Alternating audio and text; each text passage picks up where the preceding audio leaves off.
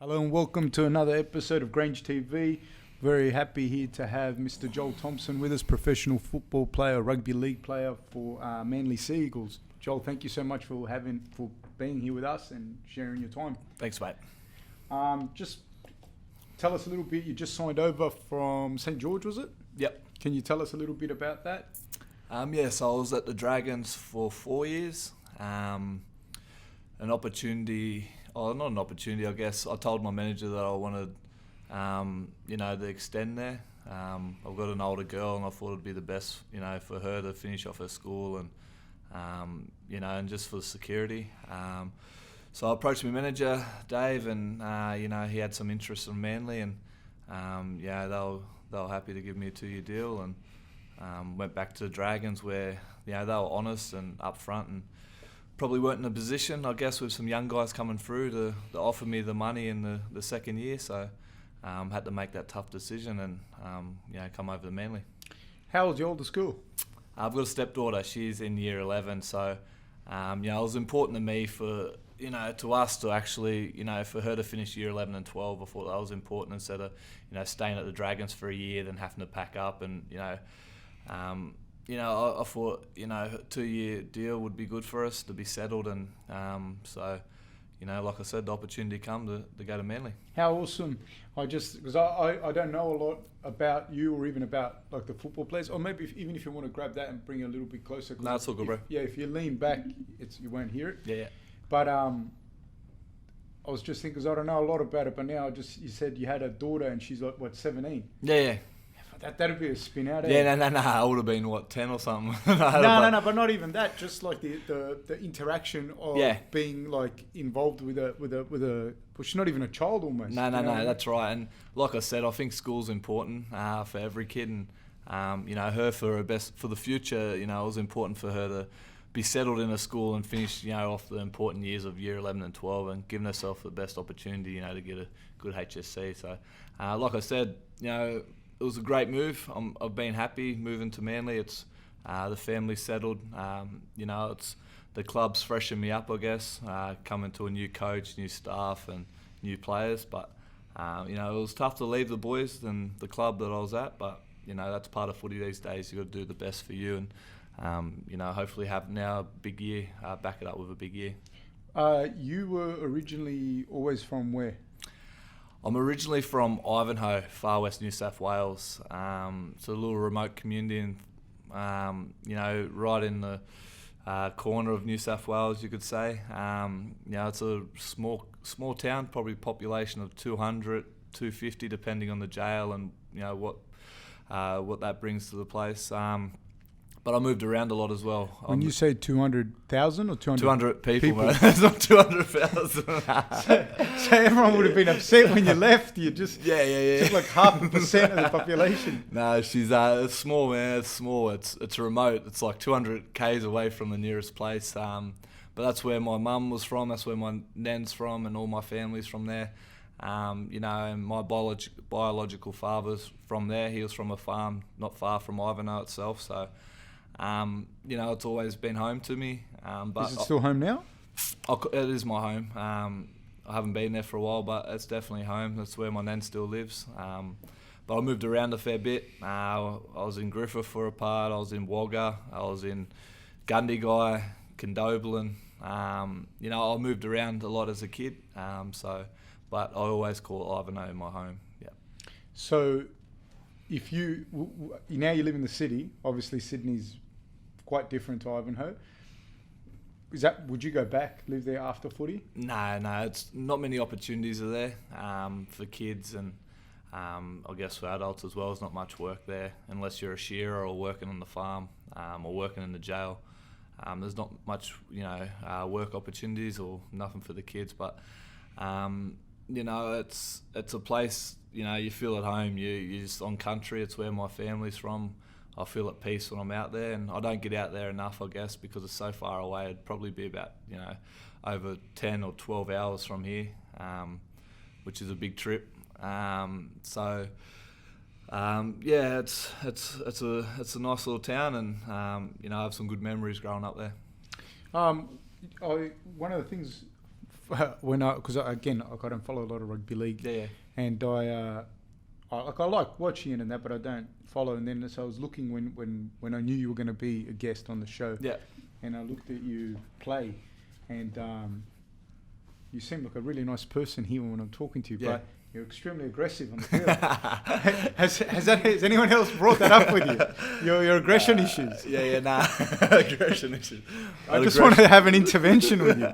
No, I had aggression issues coming here in the traffic. It turns me into the person I like being. But footy, I guess, for me, that's the way I've always played, with aggression. And you got to find the balance in footy these days. You don't get penalised too much. I remember I got suspended, would have been a couple of years ago, a few times. And you just got to know how to channel it and use it the best way.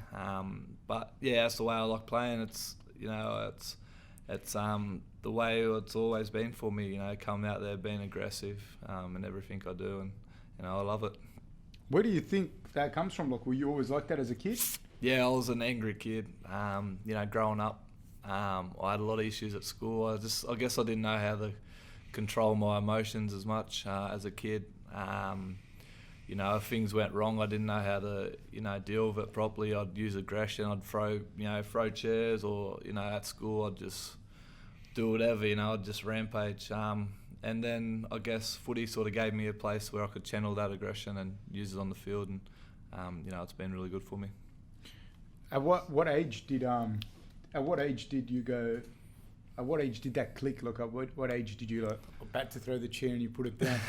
Picked up the football. No. I guess as you grow, you mature. I guess as a young guy, I guess a lot of different things made me angry. I guess the circumstances that we're in, me and my mum at times, or the environment I was in, made me angry. I guess different things added to it. I guess the way I was brought up, shit was always going wrong, so he was always angry at the world.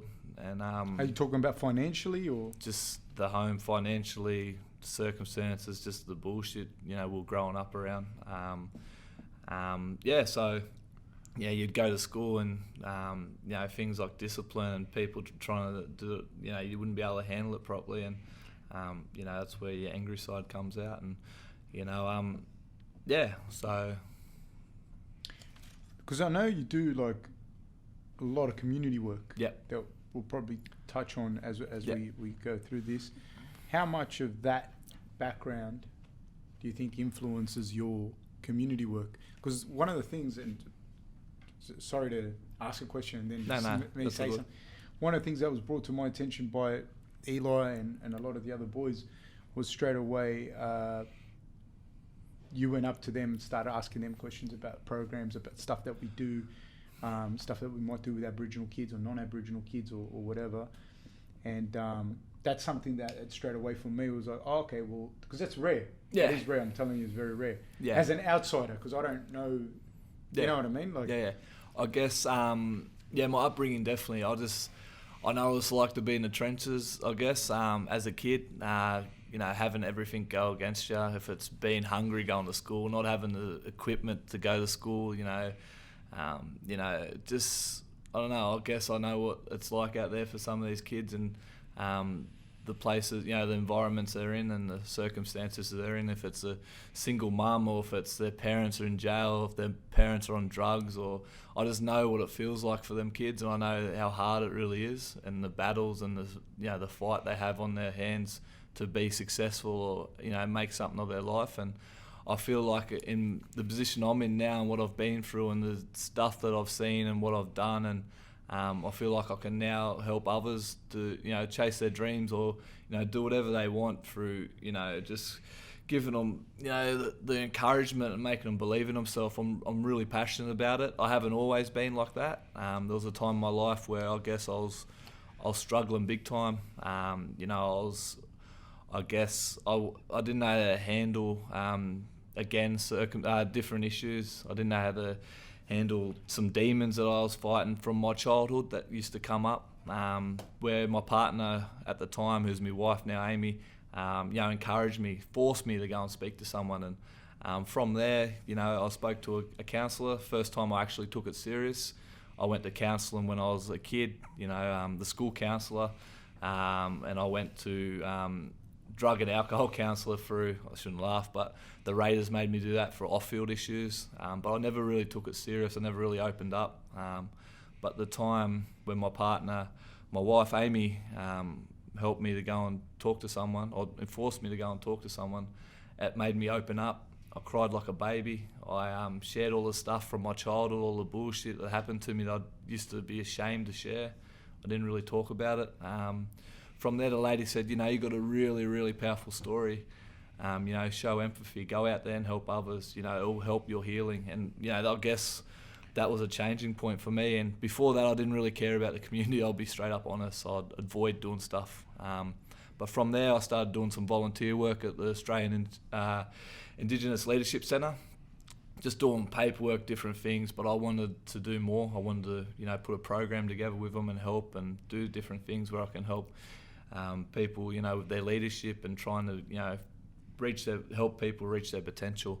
I guess from that, it just lit a fire, man. I was just straight up, I found a love. I was like, there's more to life than, playing footy and all this. I can actually help others, and it's a special feeling. If you've ever done it, if you've seen people making progress or changing their behaviour or doing different little things, it's something special. And from there, I've just continued it, and it's really helped me. It's helped me heal.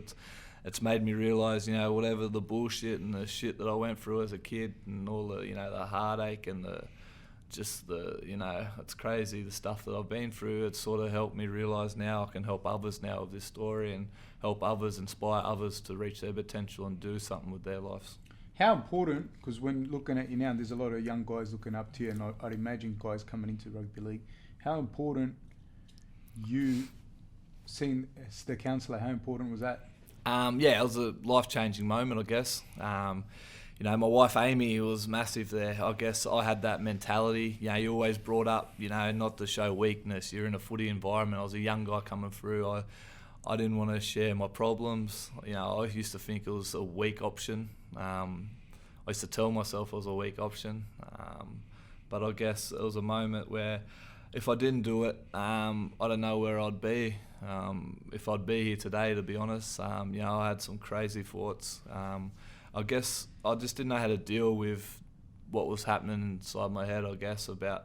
I'd just have flashbacks of things I couldn't shake off. I'd try not to think about stuff, but it'd just come back, and my wife, I couldn't sleep. It was just a vicious cycle. And when I lose a game or some adversity would come into my life, I didn't know how to deal with it, so I'd go and drink, and then that would make things worse. And I've always been known as sort of the party guy. I'd drink and party, and it's something that I still struggle with sometimes. I get carried away, but if I didn't make that decision, or if I didn't have my partner, my wife that come into my life that helped me, I don't know if I'd have my career or I'd be here today, I guess, in a way. And I think it's crazy when you look at it, like you think how many people go through shit like that. They and they're going through and they don't. I think a lot of people don't understand that. Like you have those things too. We all do. You know what I mean? And I think some, especially. Well, I can't say especially guys because I've never been a girl, so I don't know. Yeah. But people, no matter what environment, generally you're like, man, don't be a pussy, get over it, and da da da.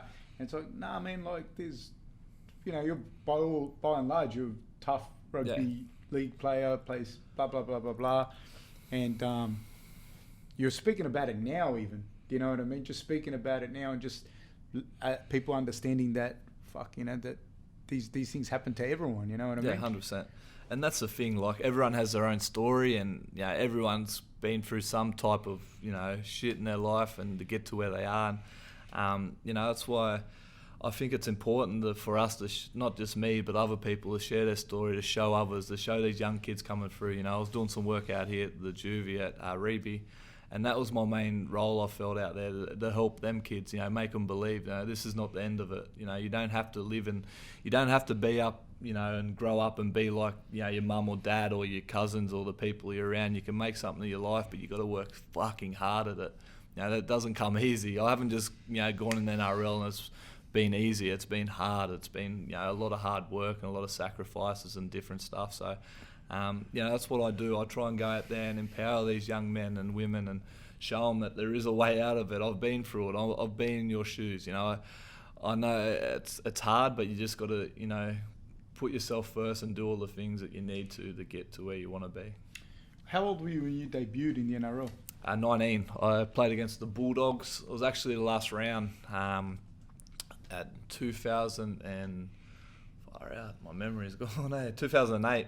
Yeah, against the Bulldogs. I didn't play that good. I was shit actually, but no, it was good. It was a special moment for me, and I had my family and friends there, which meant a lot to me.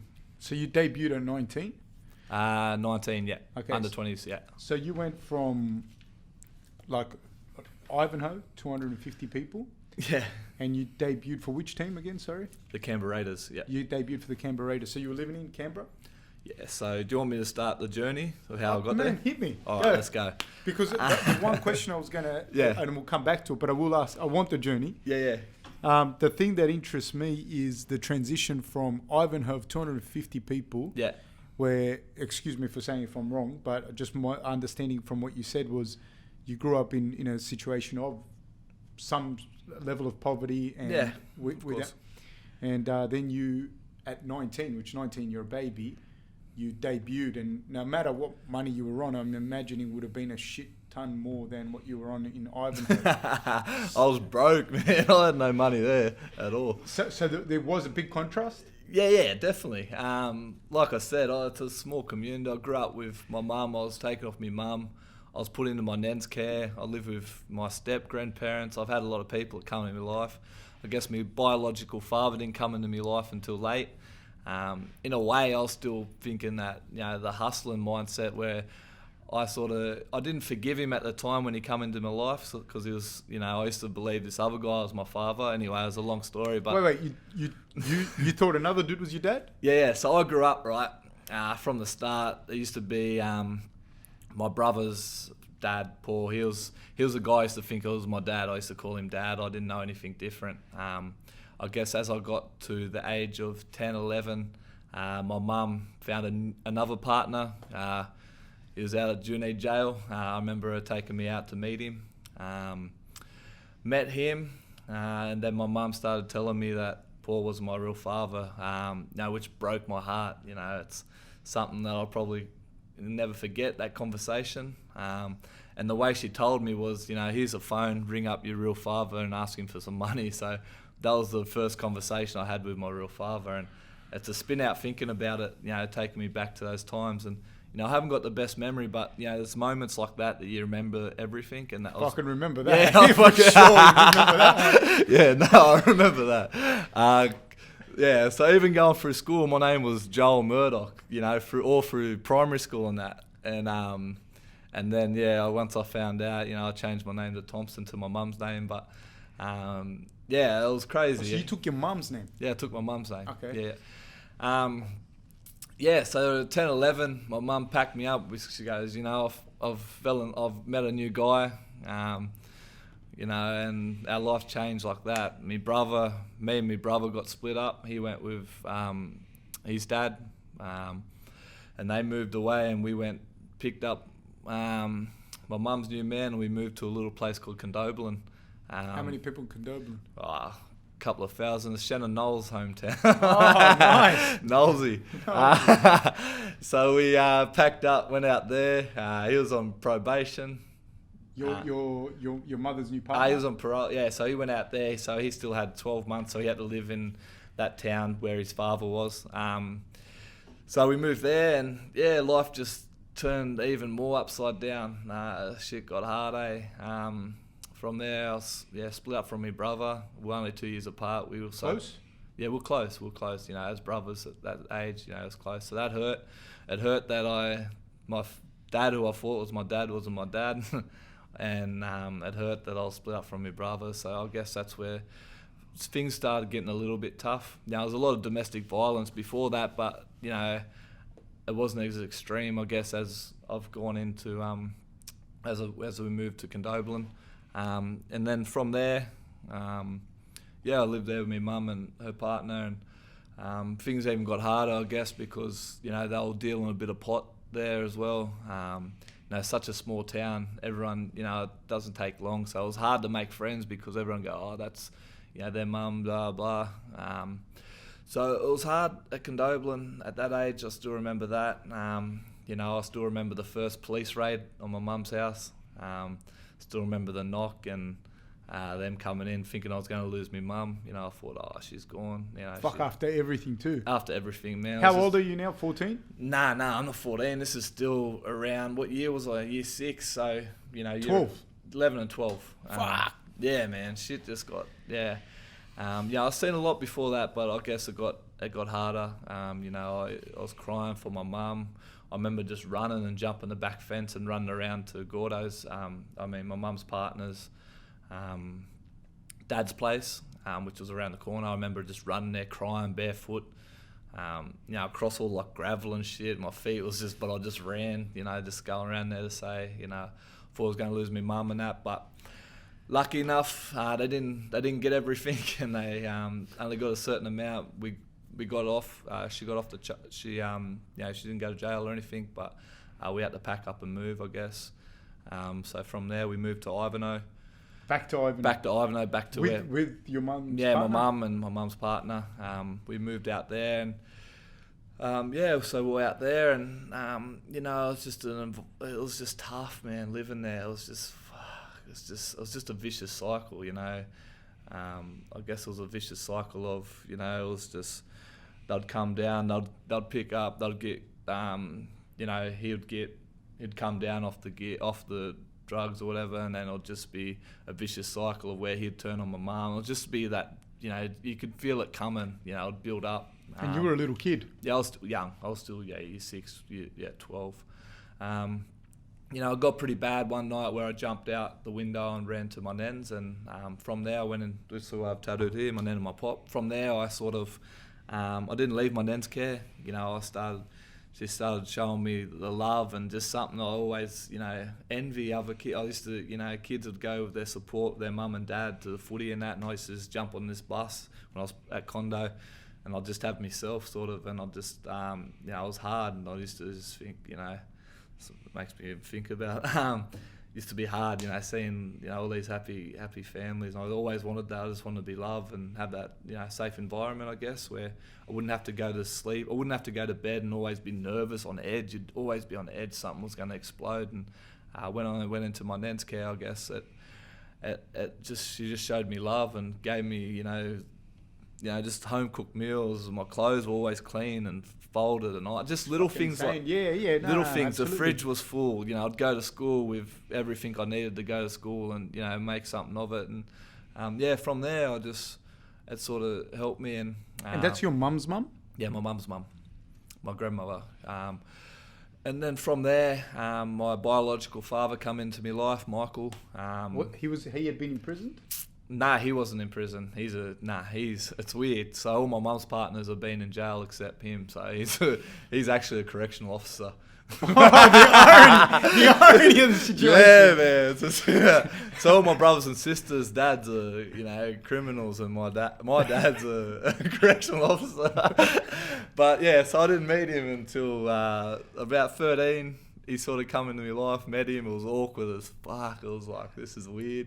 But, sorry, Joel, I got lost a little bit. Yeah. Who did you call to ask for money? Him. So him. He was in... Oh, he was in the jail, but he was working. He was he had a farm outside of Ivanhoe. Right. So him and my mum hooked up at a young age. She fell pregnant, blah, blah. She went her own way, found another guy. He was still out there. The first time I knew about him, when my mum said, this is your real father, and we need some money. Like, here's the phone. I was like, hey, how, blah, blah, blah. Awkward conversation. I was still a kid. It would have been awkward for him too. It's like, give me some money. But so I first met him in person, and I still had that mentality of, I can use him. He had a mad ute, and I was like, oh, he's got some money, I can get some money.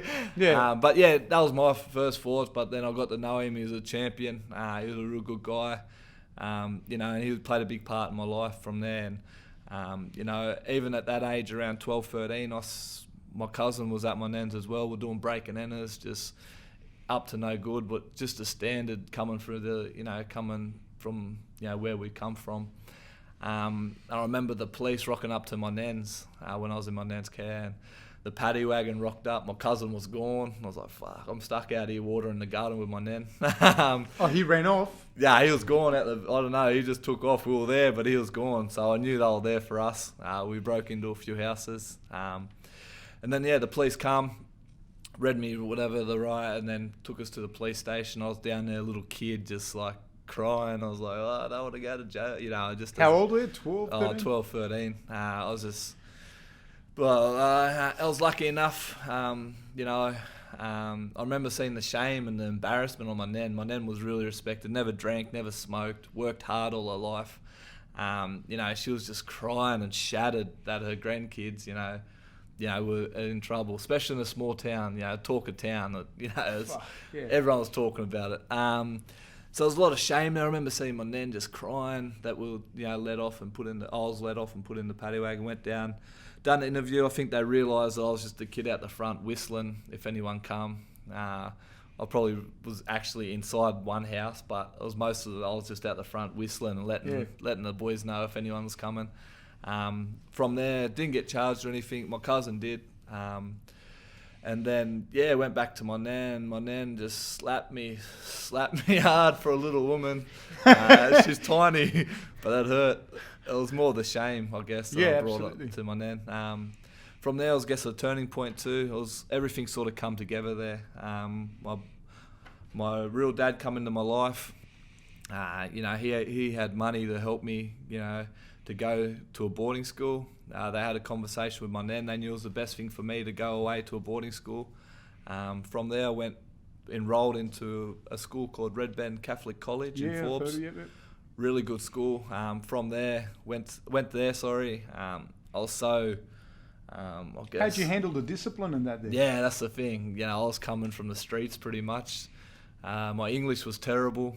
I still don't know how to use a knife and fork properly. I always, just simple stuff, looking people in the eye and shaking the hand, just simple life skills. I just didn't, it's hard to explain, but I just, you know what I mean? I just didn't really have that. It was always about surviving, growing up, and you didn't really get taught these things. But I went to the boarding school where you had to have your socks pulled up, you had to have your tie done up, just the little discipline stuff, your bed made in the morning.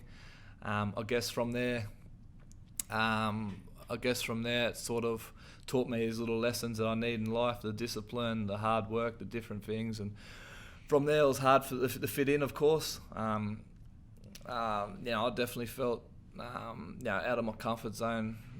It was just a different world for me. But it taught me a lot, and started playing rugby league. And from there, I started channeling this anger and aggression that I had. Oh, so you hadn't played league yet? I played league, but bits and pieces. So I played in Condo when I was young. I went to my step-grandparents in Gundagai, where I played for the Gundagai Tigers for a small time. Then I'd go back up, pack up and leave, and go back out to Ivanhoe again. So I was just a bit all over the shop. I'd spend time here and there, and I guess when I went to Red Bend, it was a turning point where I played rugby league on a consistent, more consistently, and it helped me sort of fit in a bit more at the school. And I was lucky. Were you a good football player at that stage?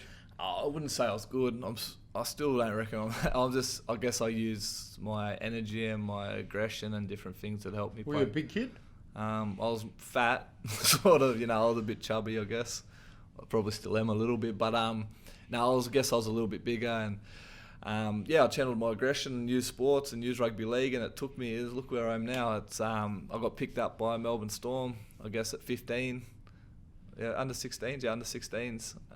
Got picked up by Melbourne Storm, signed I think it was a 3-year deal, so I'd finish my schooling at Red Bend, and I'd go down and do a pre-season with the Melbourne Storm, with the first grade squad, and then play up in Brisbane North. So finished my schooling, finished my HSC, some great support there from teachers, and there was probably times that I should have been probably moved on from the school, but teachers believed in me and gave me a chance. And did you get into fights, or you just didn't give a shit? Yeah, I was just a little grub. I was just just always up the shit, just different stuff, I guess. But there was a teacher there, I'll give him a shout out, Steve Hooper, Mr. Hooper. He helped me massively.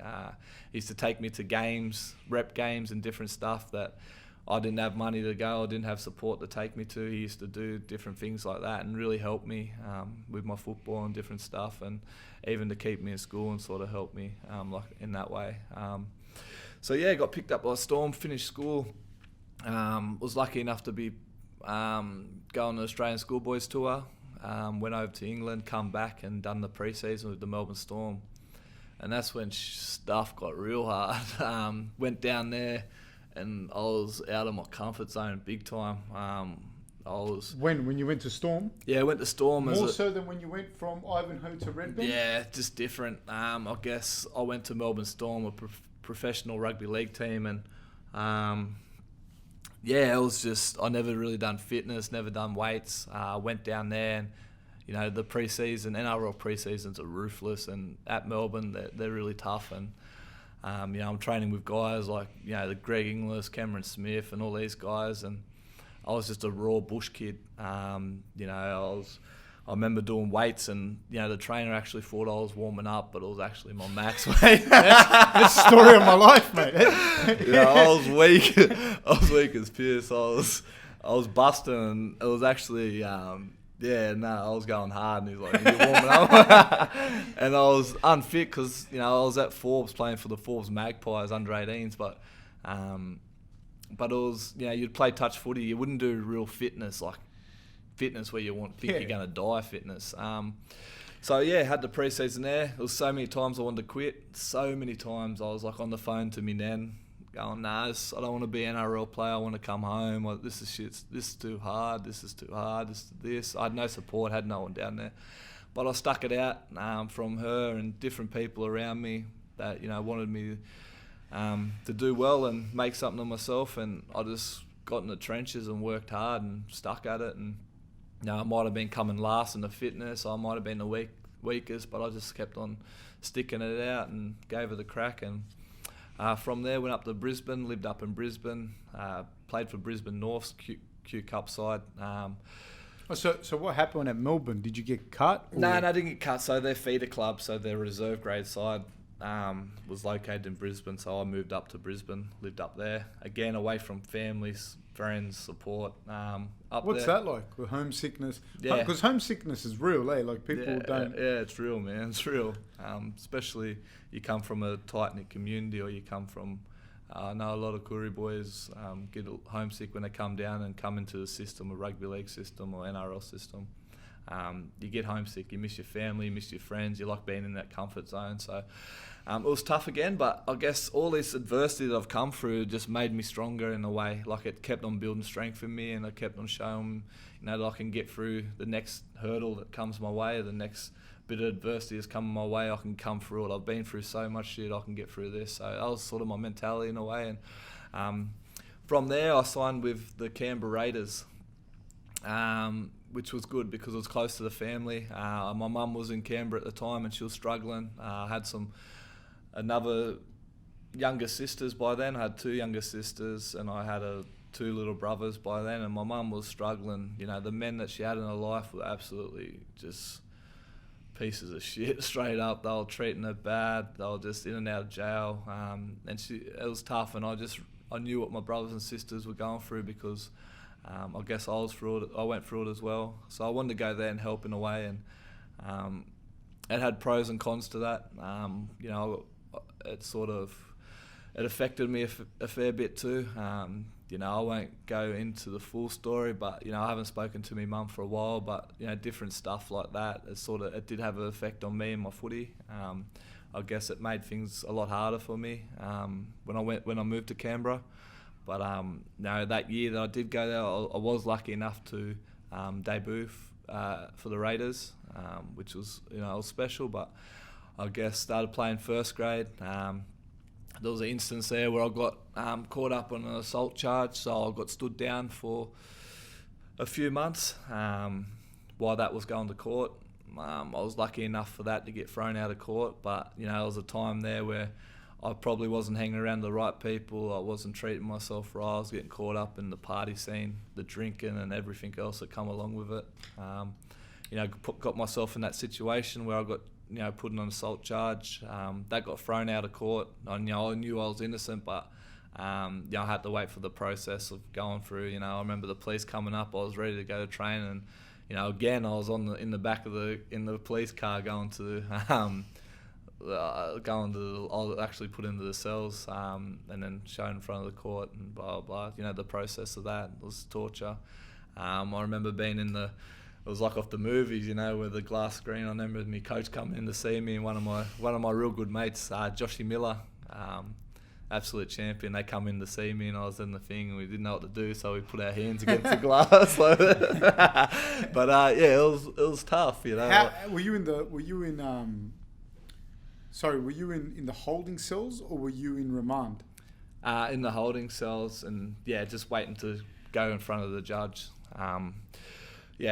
And from there, got charged, blah, blah, blah. Again, thinking my career was gone. Again, I put myself in that situation, not managing myself, and How old were you, bud? I was 19. So I was 20, so I debuted the year before, and this is when under 21, so I was, my second season in NRL, I guess. From there, the charges got dropped, but I had to go up and play in the Q Cup again in South Logan, Magpies. Great club. I had some great times up there, even though I was stood down. But I was put up there, and the charges got dropped, and I was back in with the NRL team. I was lucky enough to finish the last 10 games or 9 games, not 100% sure, playing first grade. So that was really good. And then I'd still. Years went on, and the roller coaster of rugby league, the losses, the injuries, the bad form, added up again. I guess I didn't manage myself properly again. I was treating myself like shit. And then I was just going downhill again. I was drinking, but I was keeping it away from my mates. You'd put on that mask, you'd go on the train and be happy, be blah, blah. You'd go home and you'd just be down, I guess. And then met my wife.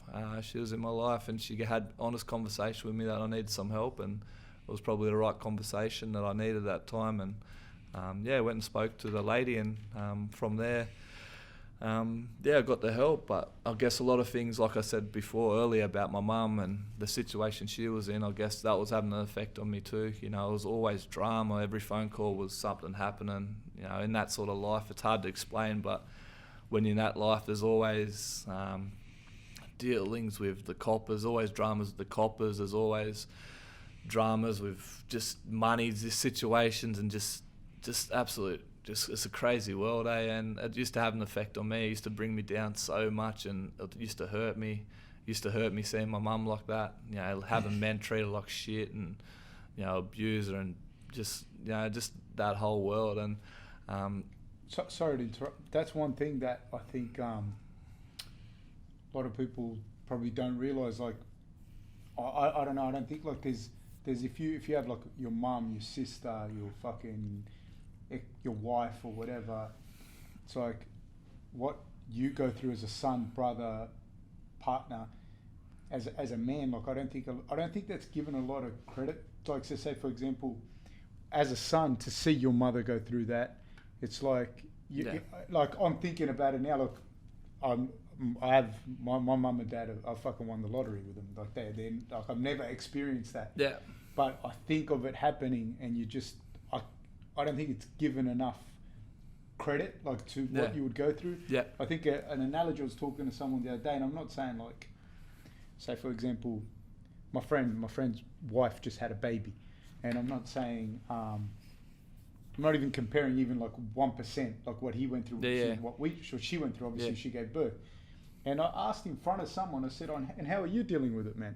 And people are like, "Why are you asking him? He didn't give birth." And I'm like, "Well, fuck, it's his wife. Yeah. She could have died in childbirth. She could have whatever. Yeah, like, you think this dude, because he's a man, he doesn't have like feelings, and you being who you are, especially being like, and I think another thing people don't understand, especially being a physically strong guy, that it's easier for you to channel anger than sadness. Yeah. Do you know what I mean? Because you can actually do something about it. It's an easy coping strategy to channel that way, and it is for a lot of people. And you're 20.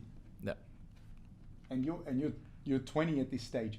Because another thing I want to know, because at 20 you're a man, You know what to do and what not to do to Yeah. a certain extent, but you have to have the formative years of teaching to allow that. Yeah. And you probably were lacking that in some areas. Is that? Yeah, I just had poor decision making. I had really poor decision making. I put myself in bad situations and I let things, take a toll on me and build up on me. But you went from that to at 19 debuting, at 20 now at 20, like you went from anonymity to playing first grade rugby league, which I imagine you would have felt like a superstar to some degree. Yeah, and that's the thing, the ego. I was thinking I was the man. I was heading to clubs, I was chasing women, I was drinking, I was partying, I was playing first grade. Money was coming in. I'm on top of the world. I'm flying. And you don't have to disclose this, but I coach a lot of people, coach a lot of kids, and I've dealt with this, like some of the money that we're talking about, like even like let's say it's $100,000 a year.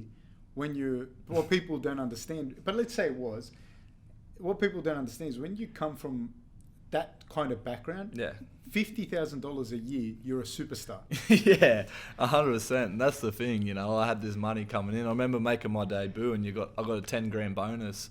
I was straight partying, shouting up. I went to a country races. I'm making it rain. I had so much coin. That's a Wolf of Wall Street. I was thinking I was the man. And that's the thing too, my ego. And that's what I was, I was fueling my ego. I was chasing women. I was hooking up with girls. I was drinking. I was partying. I was just living that lifestyle. I was playing footy and I had this money. And I honestly felt I was unstoppable, but I still had the demons. I still had these issues I didn't know how to deal with. And, throw that in with hitting bad form, having an injury, having all the bullshit from, the stuff that was happening with my mum and my brothers and sisters going through difficult times and just everything got thrown in together. And I guess I didn't know how to deal with it, didn't have the coping strategies to deal with it at the time. And I went and got the help, and it was probably the start of my healing process, my journey. And I'm probably still healing now. I've still seen professionals here and there, and I've still stuffed up. I'm not going to sit here and pretend I'm an angel because I've still, I've definitely, I probably haven't been the best husband to my wife, and being the best person I can be at times. And it's another issue with alcohol and put myself in bad situations. Not my decision making isn't where it needs to be, but I'm working hard on that. I still work hard on that, and I put the work in. I listen to podcasts, I read books. If I have to go and speak to someone, I'll go and speak to someone. But I feel like I joked with my missus the other day, actually, Amy. She's listening. Shout out to her. I was talking now. I'm a work in progress. I'll get there one day. I'll get there. If it's 35, I'll stick with me, babe, because I'll get there. I'll be, the person I need to be. But like I said, I still put the work in and try and improve myself and, be that person that I know I can be. How in your community work, what's that like? What do you do in your community work? Tell us a little bit about that, some of the stuff you do. Yeah, so bits and pieces. Like I said, back in Canberra, I started volunteering, doing some work with Ken Nagus at the juvie there in Canberra.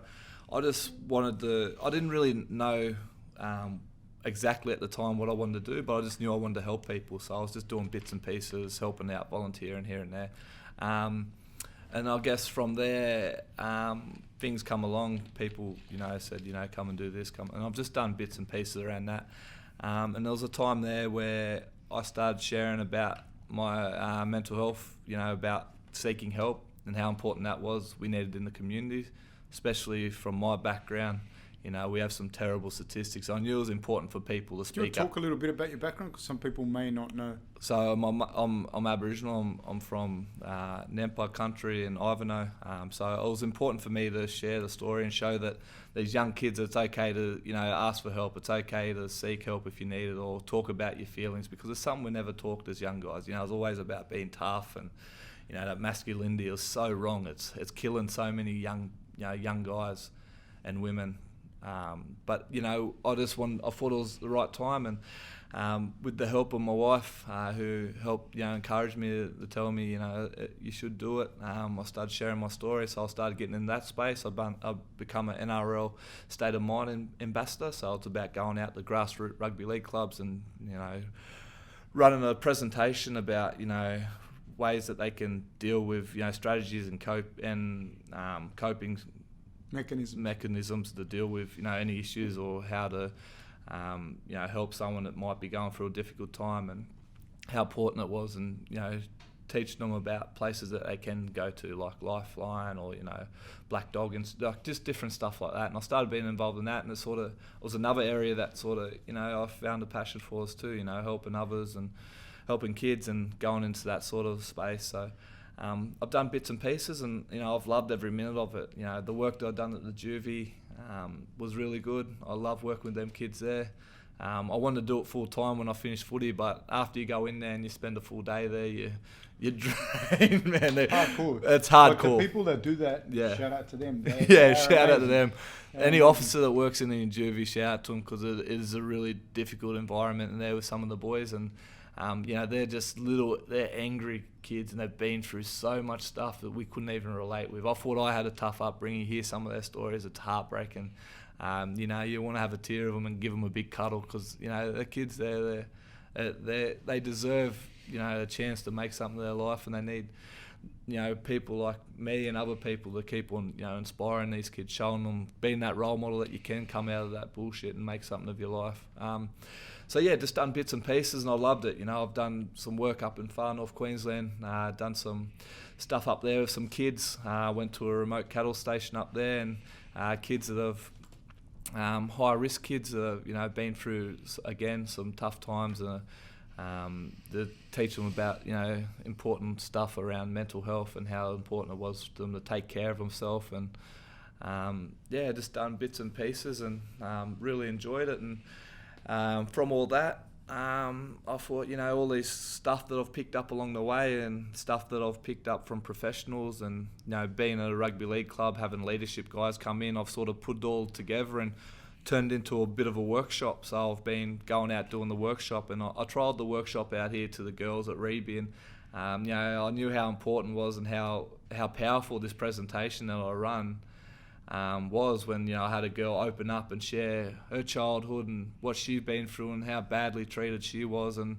how much she wanted to get better, and use some of the stuff that I've done to help her do that. Well, if it's around goal setting, if it's around just gratitude, just different stuff that she picked up from it, and having her cry and me even get a bit emotional. I knew it was a powerful, I had something here that I can really take out there and share with others. So from word of mouth, I started, not word of mouth, LinkedIn, got on there, started sharing it and put myself out there a bit more, and picked up some different people, ran it at different, like New South Wales Health, done one up there, done different organisations and places, and it was really good, and I'm sort of running with it now. And I thought, post footy I can sort of maybe do it on the side, do bits and pieces again, and who knows where it can take me, but I'm really loving it. It's about building grit. It's about making people believe in themselves, and using tools and strategies they can do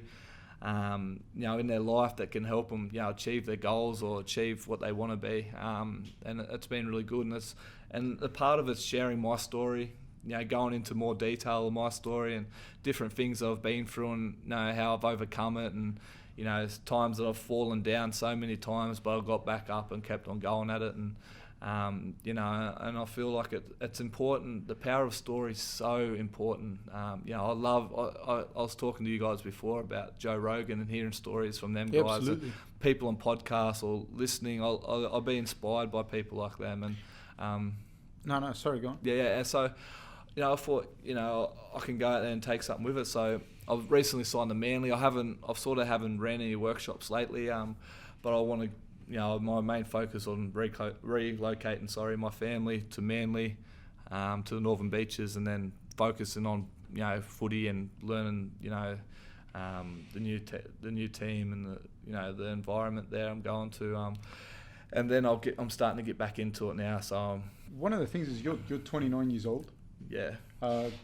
Like 26. Nah. 26. 29. No, you're 29 years old, and I kind of. I don't want to keep harping on it, but it's something that I'm pretty sure or you think, but 29 years old, you're at the peak of your physical game, you know, you got blah, blah, blah, blah, blah.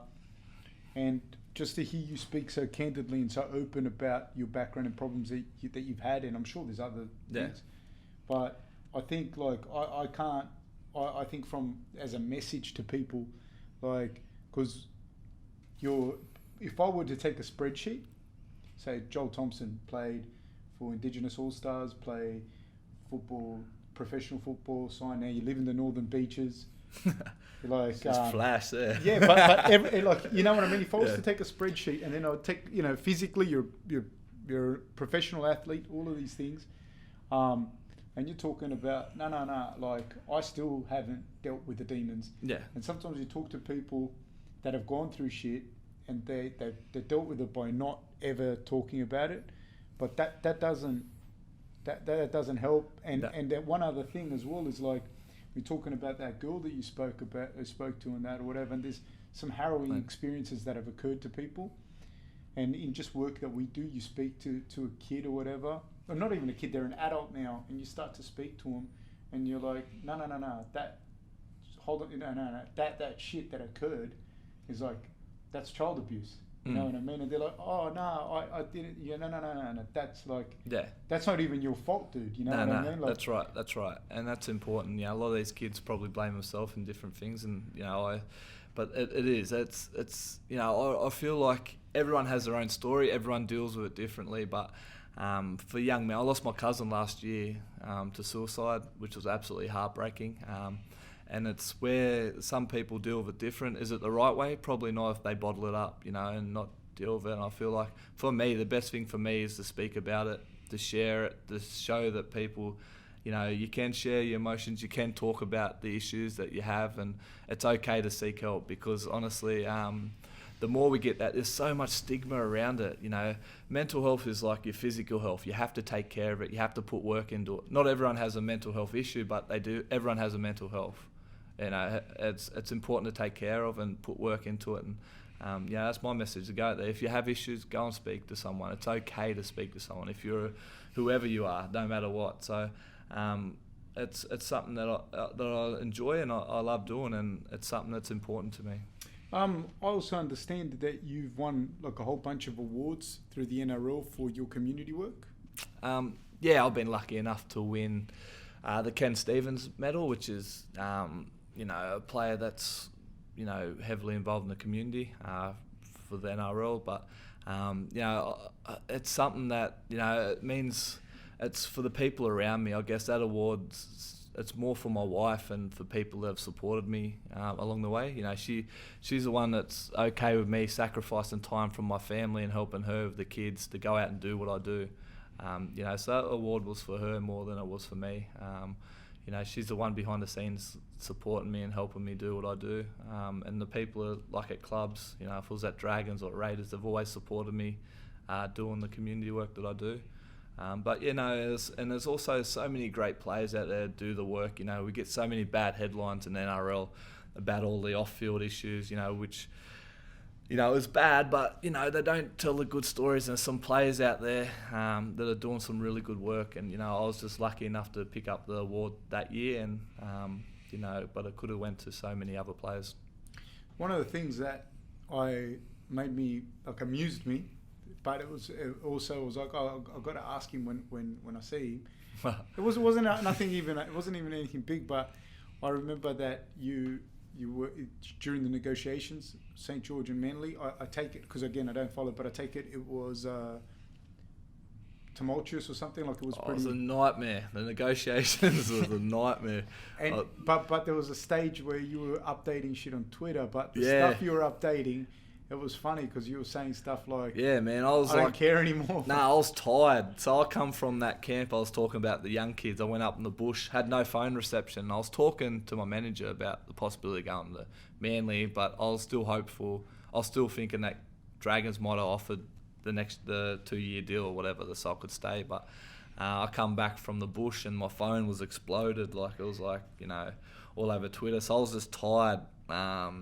missed a flight as well, so I was just had a few beers and I was just rambling, just writing on Twitter. I was just on there just talking garbage on Twitter, which I should have just, there should be a breathalyzer on the phone. If they can smell alcohol, it should shut down.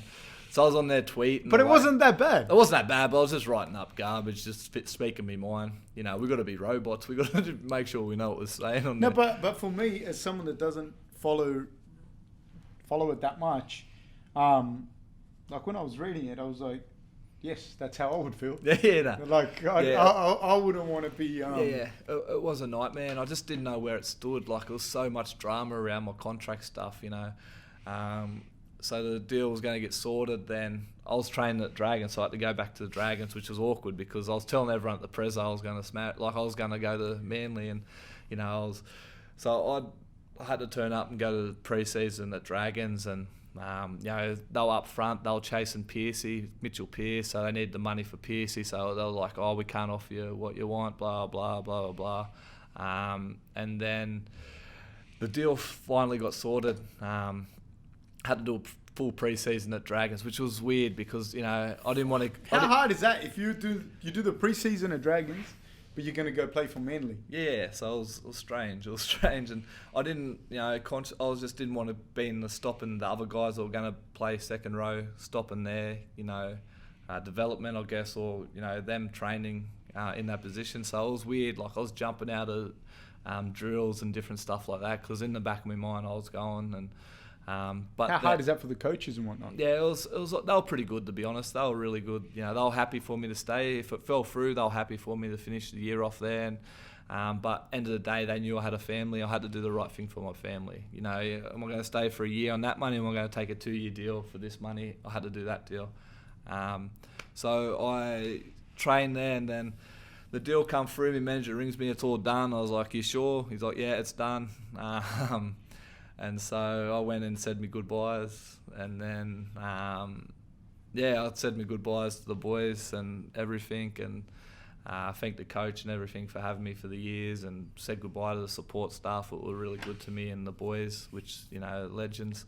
And then my manager rings me that night and goes, "Nah, there was a salary cap scandal for Manly come out." Fuck. Yeah. So I was like, my missus is upset. Fuck, I'm rattled. Fuck, this is torture. So I called in sick the next day. Not called in sick, but I said to me, I rang the coach. I said, "I'm not coming in, I said, "My head is fucking falling off big time. There's no way I can come in there and be productive today." Sorry, because a lot of people won't know how all of that works. So if there's a salary cap scandal, that means they went over the... No, I don't know the finer details of it, but... No, but would that mean you'd be left out? No. So what's happened is they had a salary cap breach. I think it's gonna be all cleared anyway. But the NRL weren't going to register my contract until I was sorted. So I had to wait to get the green light from the NRL to register my contract. So I was sort of I had to wait for that, and then called in sick to train. Then I headed in the next day, like, "Hey boys, I'm back. What's happening? You just missed me or what?" But yeah. I was back that day, and then finally come through the day before we finished for the Christmas break, and I didn't go in the train the next day. I was like, "Nah, I'm not going in. I don't have to go in," So Manly, that was all done, and so been there since then. Finished up. At Dragons, which was hard. It was a great club for me, and I had some great times there, but. At Manly, grew up supporting Manly. My nan was a diehard Manly supporter, so as a kid, you love to play for a team that you supported. So here I am at Manly now. Okay, so what's happening now in Manly? You are playing. You're going to play in the second row. You're doing the pre-season. Yeah, so we're doing the pre-season. Had a trial game last weekend against the Roosters. How was that? Yeah, it was good. We felt good. We were up by a bit at the start and sort of fell away, but. I'm confident we'll have a good year if it all clicks, and I felt good out there. Like it's I pray that it's going to be a good year because I've packed my family up and moved. As I've taken the chance here and done this, so I want to make sure it's a good year of footy. And I felt good. We had the trial game, we lost by 2 points, but we're probably the better side in the game. But yeah, it's been really good. The boys are good. It's a great great area up there in the Northern Beaches, very flash. So flash up there, eh? That's another thing. Like, I want to do my community work, but where do I do it up there? Everyone's rich. No one's got. I'm here, guys. Yeah, like, where do I have to travel to do this work? So I've been going to Redfern and doing some work there.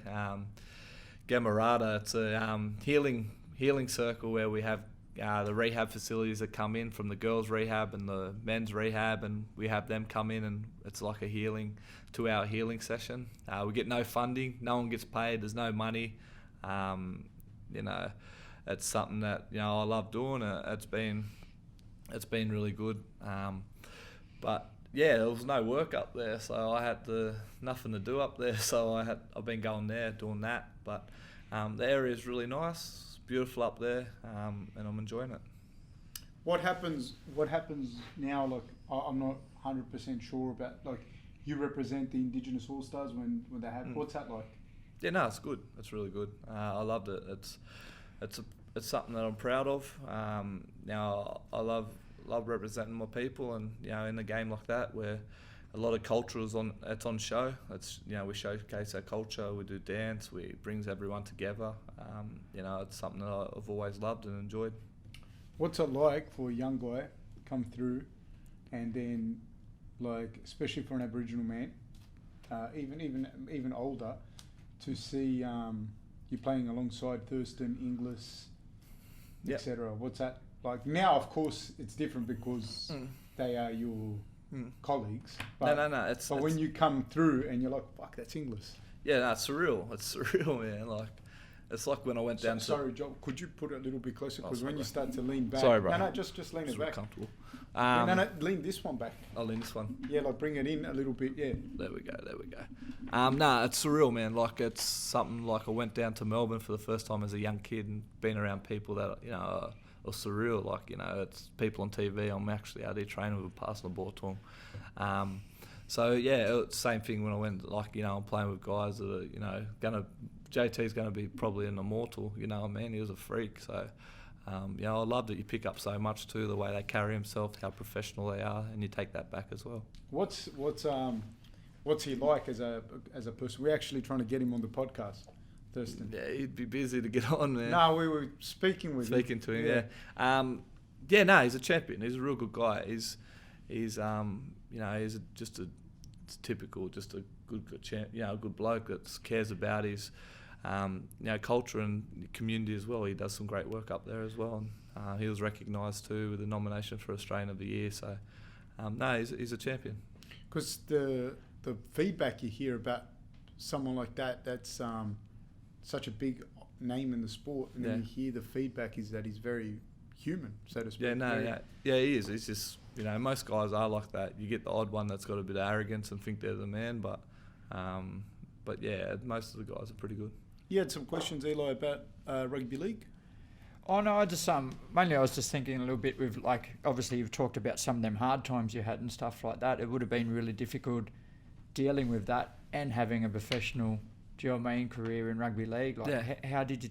I can't fathom how hard it would have been turning up to training. Yeah. Do you know what I mean? Having to play them games, being super professional, but like you said, always having them worries in the back of your head that what's going to happen next and that. Yeah.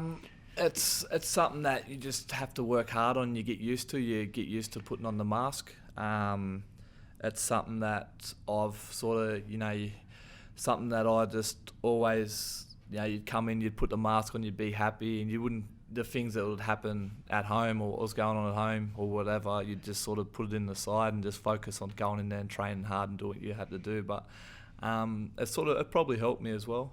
Yep. Going in there and you know, still training and playing, being around my mates and being around support like that. So, but yeah, I'm not going to sit here and pretend it was easy, because it was hard. And, you know, people, you know, you guys or other people have been through difficult times. It's hard to turn up and work when you've got shit going on at home. And, you know, it's something that you work hard at and get used to.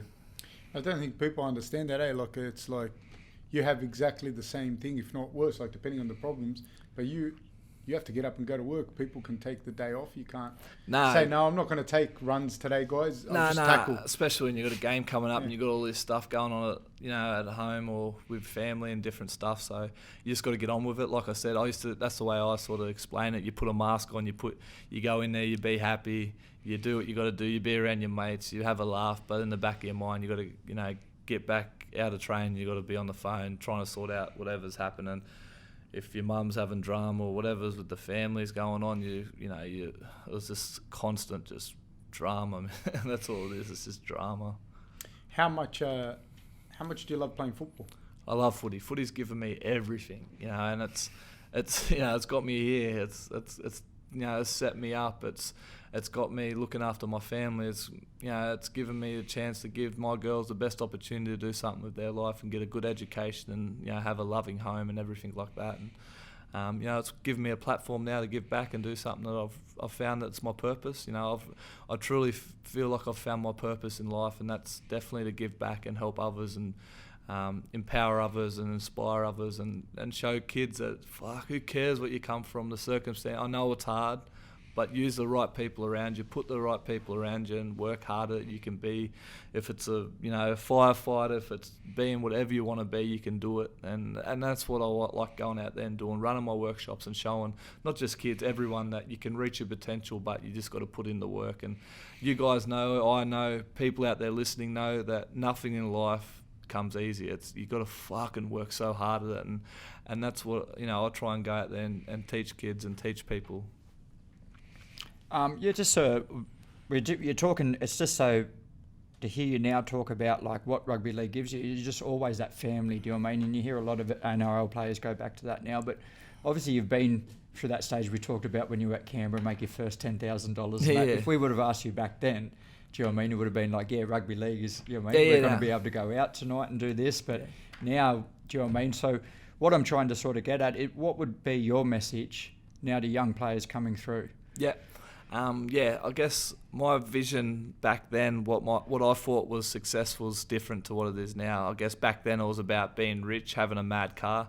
I remember signing my first alright deal. I remember going to a Holden place and looking at a Holden Maloo, like a $50,000 car, a hotted up car. I would have killed myself in, like a V8. And I remember going to Don Ferner, the Raiders CEO, and going, I've got this car I want to get, this ute I want to get. And he's like, nah, you're not getting that. It's probably saved me $100,000 with interest rates. But, it's decisions like that. I used to think, being rich, being famous and all this sort of stuff was, the perfect thing. But as you grow and mature and your ego, you realise, what really matters in life. It's, the quality friends and family, which I have now. I have some good people around me. And it's about, just feeling happy with life, just, working hard on myself. Like I said, I'm not going to sit here and pretend I'm an angel and life's perfect. I've got to put in the work for it, but I feel like I'm getting better and better and gradually getting better and being that husband that I need to be to my wife and being that father I need to be to my kids. And, I've still got a bit to go, but I feel like I'm getting there. Well, how do you sustain all of that balance with a day-to-day life in the NRL? Because your position is the position, for people that don't know, that's an extremely physical one. Yeah. It's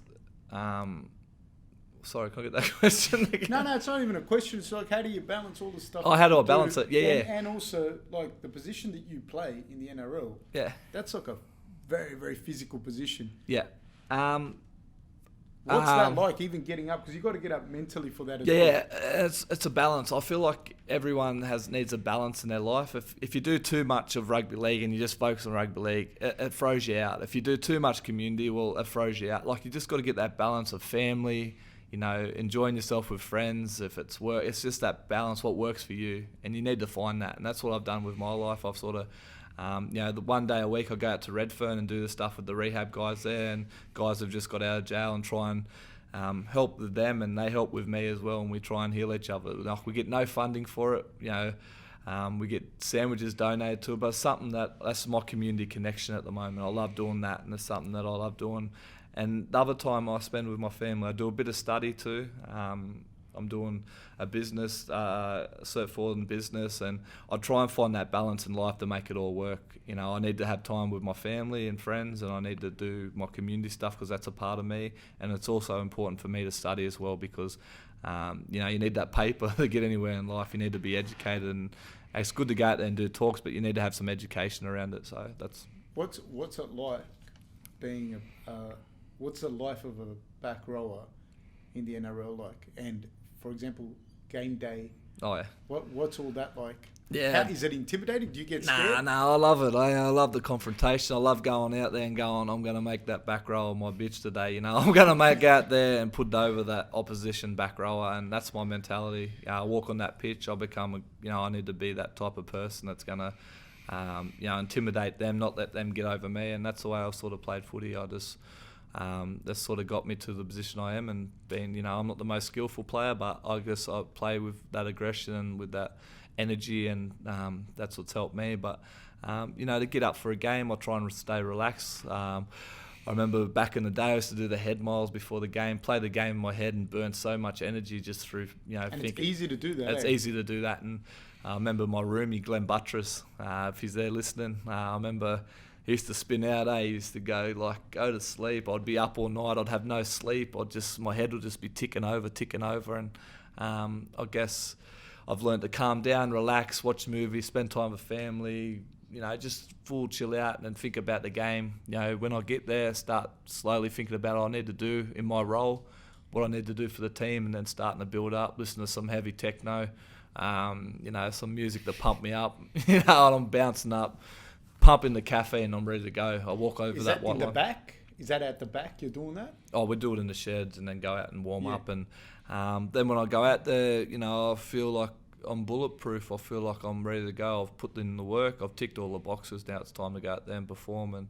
And sometimes it always doesn't work. Games don't go your way. Your head doesn't go your way sometimes. You make bad decisions if it's, whatever it is. And you relish your contact? Yeah, I do like it. I'm probably not the biggest second rower, but I put my body on the line and I play aggressive, and you get bashed up, and but it's all good. I like the challenge and I love doing it. What happens now for you as far as representative football, etc.? Is that something that's on for you? Nah. I reckon that ship sailed. But it's all what I like to focus on now is finishing off my career the best form I can. They have a lot of good players and then representative sides, and my main focus is playing the best footy I can now and doing the best I can for my team, and enjoying it. Enjoying the footy I've got left in me, and hopefully I've got another 4 or 5 years left in me. My wife's probably got me another 8. She wants to, keep me there. But no, I'm just enjoying it at the moment. I'm not too focused on that stuff. I know it's probably too far for me now with the quality of young guys they have coming through. But I just enjoying my time. Well, I was reading surname's Clark from South Sydney. Yeah. And he was talking about I don't know how many games he's played in first grade and whatnot. And I'd imagine you guys would play a similar position? No, he plays lock, I think, or prop. I don't know. Okay. Jason Clark, you're talking about? Yeah. Yeah. And he was talking about just the day-to-day, his job role, in just to get out and take hit-ups. And he's not like a flashy necessarily player. Are you a player in that type of vein? Or are you flashier? Are you? I'd like to think I'm flashier, but no, I'm just a player, man. Just doing my job, doing my role the best I can. I'm doing what I train at training, and I need to do for the team, and I just try and do that the best I can, and bring that energy, bring that talk. I'm a talker. I talk shit to opposition. I talk shit to whoever. I just go out there and bring my game, and I've been doing that for the last few years, and and. That's all I focus on. I focus on my role. What I need to do for our team to win, I do that to the best of my ability. I didn't play a lot of football. Yeah. And the small amount of football that I played hurt me. Yeah. So I want to know, do the hits hurt a lot in your position? Yeah. Sometimes you get bashed, but that's all part of it. But it hurts? Oh, yeah, in a way it does hurt. If you get winded, get hit through there, it hurts for a bit. Or if but I guess you get used to it in a way, and you learn to prepare yourself for different hits. Say, for example, you take a run. Yeah. You get hit. you get hurt, all right, and you're winded, and you're hurt, and you know that you are hurt thing, but you got to run again. Yeah. What's a mental process? Because you can't quit and you can't go, you're guys. really going to sit there and cry and curl up. You know, your mentality, all footballers, you get up and you get on with the job. You play on hurt. Most play on hurt. Some probably go off, but I don't know. I guess you just get up and do your job because you're playing for. I guess you play for pride. You play for all the things that mean something to you. And I wouldn't want to be that person that's got winded or got something and have taken myself, laid down there and took the soft option. So I think most footballers get up and get on with it. Can you tell when someone's hurt and then you can hit them again?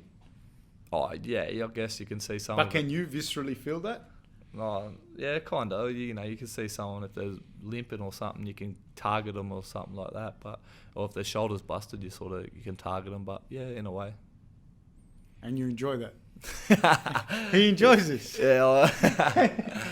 How honest can I be? I guess be honest, because I'm curious about it. I love when someone's hurt. If I've hurt them, I love if I know I've hurt someone. I don't know. I guess it's a good feeling because I know they'd probably feel the same if they hurt 100%, me. yeah. So if I see someone I've hurt, or I was talking about that time I got suspended a few times. I used to swing my arm just over the top, aggressive, and wanting to hurt people. And I know this might be bad, and hopefully I don't get in trouble for this, but I used to enjoy when they'll on the ground. They're on the ground hurt, eh? So, it's all part of footy. I love it. It's that it's like anyone, whatever they do. If it's AFL, soccer, it's that competition, it's that winning, it's that all that sort of, stuff that people love doing. But, and in your position and being the kind of player that you are, does that put a target on your back?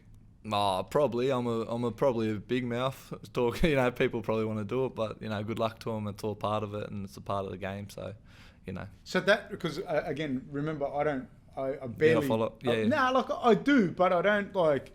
You're a Manly fan now, but I'm fucking Manly fan all day. We actually we do the grappling for Souths. Yeah. So, but I'm a Manly fan now. Oh, you do the Brazilian. Oh, yeah, that's right. Yeah, nice. So no, I can't fully be a Manly fan, but you can be my interim team. Oh, yeah, sweet. Come over. Yeah. So when you say you could, like, when I'm asking you, do you have a target on your back? Yeah. Right, being the kind of player you are, because the little that I know about rugby league was that, and the little bit that I knew about you was that you were an aggressive player. Yeah. And that I think I looked up Joel Thompson and it came up like assault charge, blah blah blah, fucking rugby league, blah, blah, and like this.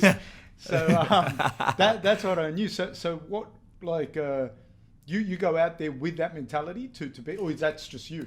That's just me, I guess, in a way. I'm normally pretty calm, relaxed, pretty. But I guess I've taught. I guess once you step over that white line, you want to be the best player you can. You don't want people making a fool out of you in a way. And playing a shit game or having someone pulled over you. I guess I will go out there and be aggressive, and that's the way I play my best footy. So if I'm out there passive and being a pussy, well, I'll play shit. If I play shit, I have a bad week. If I play good, I have a good week. I'm the top of the world. I'm feeling mad. You know what I mean? So I need to go out there and play that way to play a good game.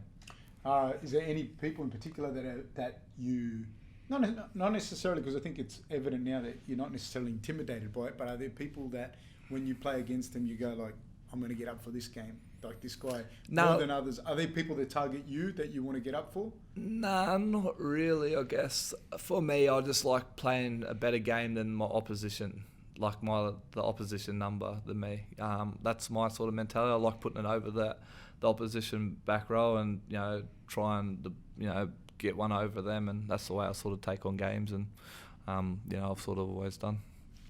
But the other dude, I imagine, would want to put it over you as well. Oh, probably. But like I said, good luck to them. It's all the best. Best man wins, and at the end of the game, you shake each other's hand and get on with it. Does it ever carry on afterwards? Nah.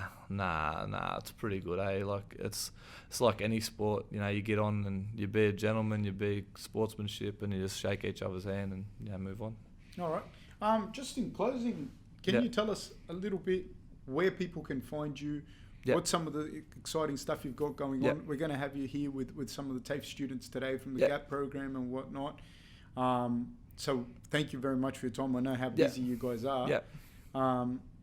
Can you tell us some of the other stuff you're going to be doing, where people can reach you? Yeah, so at the moment I'm getting a website actually, building a website at the moment. But, I'm doing these grit workshops. I'm starting to get into doing my workshops. So I've been quiet. I haven't really been chasing that up, but I'm going to start doing that now with the season, a bit more time off. So I'm going to do that. So schools, workplaces, just anywhere really that, I can run my workshop, and it's about showing people how to, build grit, how they can be successful, how they can reach their potential through different stuff, through strategies and tools that I've picked up that they can put into their everyday life. So you can reach me through social media on Twitter. I'm on Twitter, Joel_Thompson12. You can find me on Instagram. I've got the Power of Grit. Give it a follow there, people. I've started that page up. I'll put motivational videos and posts up, every day. And LinkedIn, Joel Thompson LinkedIn. You can find me through that social media sort of avenues. And like I said, get in touch. If you want me to come to your school or workplace or wherever, around Sydney or wherever, just get in touch with me, and I'm happy to do it. And like I said, I can come out to wherever and help you guys, share my story, but also give you some stuff that you can help everyone, chase their dreams and their goals and reach their potential through different ways. All right. Thank you very much, Joel. Thank you for coming out. Thanks a lot. Thank you, Eloy. Thank you, guys.